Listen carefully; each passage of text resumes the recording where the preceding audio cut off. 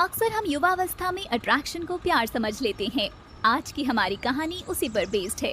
ये कहानी है दिल्ली पब्लिक स्कूल के 4 दोस्तों की, आकाश, हिमांशु, हिमांशी और काव्या की। वैसे तो चारों हमेशा अपनी खुशी, गम सब कुछ शेयर करते थे, पर युवावस्था ऐसी उम्र है जिसमें बच्चों को अपने परिवार में दुनिया भर की बुराई दिखती है और दोस्तों में अच्छाई। कुछ हंसकर 2 मीठे बातें कर ले तो उसको पसंद करने लगते हैं।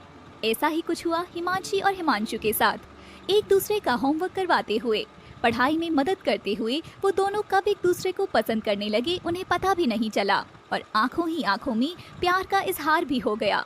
पर इस बात से अनजान आकाश और काव्या भी उन दोनों के लिए फीलिंग्स रखते थे।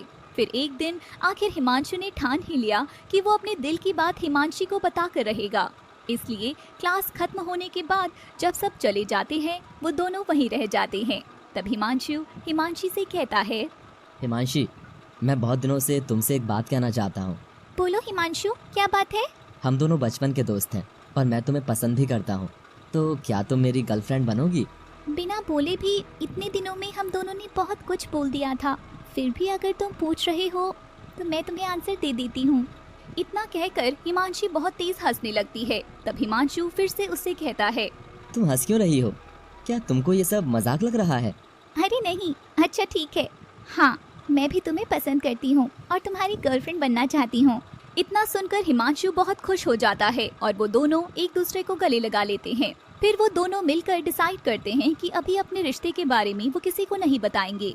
ऐसे ही समय बीतता रहता है और वो दोनों एक दूसरे के बहुत करीब आने लगते हैं। फिर एक दिन स्कूल खत्म होने के बाद हिमांशु और हिमांशी सबकी नजरों से छुपकर क्लासरूम में चले जाते हैं और वहां जाकर एक दूसरे को गले लगाते हैं और धीरे धीरे अपनी सारी हदें पार कर देते हैं। फिर उनको ढूंढते हुए आकाश और काव्या वहां आ जाते हैं और उन दोनों को देख लेते हैं। उन दोनों को साथ देखकर आकाश और काव्या का दिल बहुत बुरे तरीके से टूट जाता है और दोनों मिलकर एक प्लान बनाते हैं। काव्या, मैं जानता हूँ कि तुम भी हिमांशु को बहुत पसंद करती हो। अगर तुम मेरा साथ दोगी तो तुम्हें तुम्हारा प्यार मिल जाएगा और मुझे मेरा प्यार। ऐसा कैसे हो सकता है आकाश? वो दोनों एक दूसरे से प्यार करते हैं तो फिर हमें हमारा प्यार कैसे मिलेगा? बस तुम मेरा साथ देती जाओ और आगे आगे देखो होता है क्या। और मैं तुमसे वादा करता हूँ कि तुम्हें तुम्हारा प्यार जरूर मिलेगा।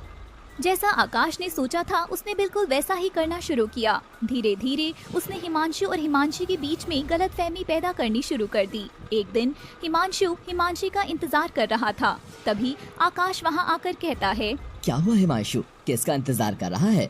कुछ नहीं यार, बस वो हिमांशी का इंतजार कर रहा हूँ। पर मैंने तो उसे हमारे क्लास के राजीव के साथ बाइक पर जाते हुए देखा। ये क्या बोल रहे हो तुम? शायद तुम्हें कुछ गलतफहमी हुई होगी। नहीं यार, मैं अपनी बचपन के दोस्त को बहुत अच्छे से पहचान सकता हूँ। ये कोई नई बात नहीं है। अक्सर मैंने उसे राजीव के साथ बाइक पर जाते हुए देखा है। तुझे मेरी बात पर यकीन नहीं है तो तू जाकर काव्या से पूछ सकता है। फिर हिमांशु काव्या के पास जाता है और उससे पूछता है कि उसने भी हिमांशु को यही बताया कि उसने राजीव के साथ हिमांशी को अक्सर बाइक पे जाते हुए देखा है। हिमांशु तुरंत आंख बबूला होकर हिमांशी को कॉल करता है और उससे कहता है, कहाँ हो तुम? कुछ नहीं, वह मैं कुछ काम से राजीव के साथ आई थी। ऐसा कौन सा जरूरी काम था जो तुमने मुझे बताना भी जरूरी नहीं समझा? हिमांशु, तुम मुझसे ऐसे क्यों बात कर रहे हो? कुछ हुआ है क्या? कुछ नहीं हुआ, छोड़ो तुम। कुछ दिनों तक हिमांशु हिमांशी से बिल्कुल भी बात नहीं करता। इस सब से परेशान होकर हिमांशी हिमांशु के घर जाकर उससे कहती है, क्या मुझसे कुछ गलती हो गई है हिमांशु, जो तुम मुझसे बात भी नहीं कर रहे? मुझे ये जानना है कि तुम राजीव के साथ बाइक पर क्यों गई थी? मुझे काव्या ने बोला था राजीव के साथ जाने के लिए। उसको राजीव से कुछ बात करनी थी तो मैं उसकी मदद कर रही थी। हिमांशी, तुम कब से झूठ बोलने लगी हो? काव्या तो वहाँ मेरे साथ ही थी। अगर उसको राजीव से कुछ काम होता तो खुद ही राजीव से कह देती। वैसे भी अब इस झूठ के बाद मुझे नहीं लगता कि मैं तुम्हारे साथ रह पाऊंगा। हमें अपना रिश्ता यहीं खत्म कर देना चाहिए। हिमांशु, बिना सच जाने तुम इतना बड़ा फैसला कैसे ले सकते हो? ऐसा ना हो कि आगे जाकर तुम्हें बहुत पछताना पड़े। और किसी भी रिश्ते में अगर प्यार और भरोसा ना हो तो वो रिश्ते ज्यादा दिन नहीं चल सकते और हमारे रिश्ते में भी भरोसा खत्म हो चुका है।